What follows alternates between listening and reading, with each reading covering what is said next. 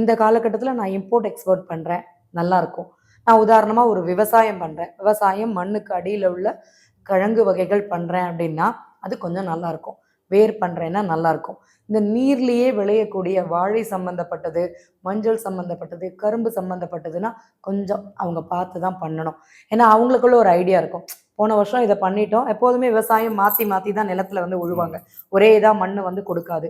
அவங்க செய்ய மாட்டாங்க. மாற்றி உழும்போது இந்த காலகட்டத்தில் அவர்கள் ஜாதகத்தில் அந்த இது நல்லா இருக்குதா அப்படிங்கிறத பார்க்கணும். அவர்கள் ஜாதகப்படி இது கை கொடுக்குமான்னு பார்த்துட்டு மாற்றம் செய்வதுங்கிறது நல்லா இருக்கும். இதை நம்மளால மாத்திக்க முடியும். கரெக்டுங்களா? என்னுடைய ஜாதகப்படி எனக்கு நேரம் நல்லா இல்லை, நான் வந்து கொஞ்சம் நீர் சார்ந்த இடங்களுக்கு போறேன், பீச்சு சார்ந்த இடங்களுக்கு போறேன்னா கவனம்ங்கிறது தேவை. வண்டி வாகனங்களில் விபத்து இருக்கும் அப்படின்னா நான் கொஞ்சம் கவனமாகத்தான் போகணும். ஸ்பீடா ஓட்டக்கூடாது. என்னுடைய கண்ட்ரோல்ங்கிறது என் கையில அப்படிங்கிறத நம்ம தெரிஞ்சுக்கணும். கரெக்டுங்களா?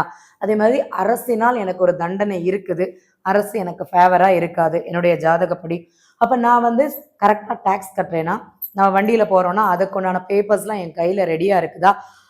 அங்க நோ என்ட்ரின்னு போட்டிருப்பாங்க, அதுல தான் நான் போவேன். ஸ்பீடா போகக்கூடாதுன்னு போட்டிருப்பாங்க, அதுல தான் நான் போடுவேன். போன் பேசிட்டே வண்டி ஓட்டுவேன், இது பண்ணுவேன். ஹெல்மெட் போட்டு தான் இதெல்லாம் அரசினால் தண்டனை இருக்கும். இதெல்லாம் நான் தான் மாத்தணும். கடவுளோ கிரகங்களோ கிடையாது அப்படிங்கிறத தெரிஞ்சுக்கணும்.